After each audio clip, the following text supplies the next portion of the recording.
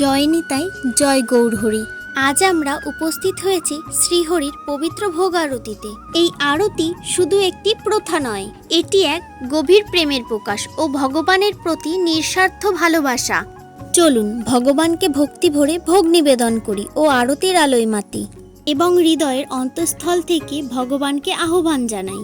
এই আরতির আলোয় আলোকিত হোক আমাদের মন, এই ধূপধনুর সুবাসে পবিত্র হোক আমাদের হৃদয়।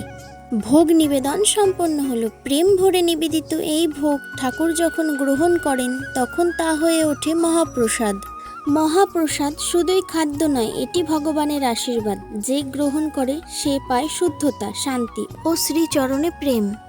ভোগারতি শেষ হওয়ার পর এখন শুরু হবে মহাপ্রসাদের বিতরণ।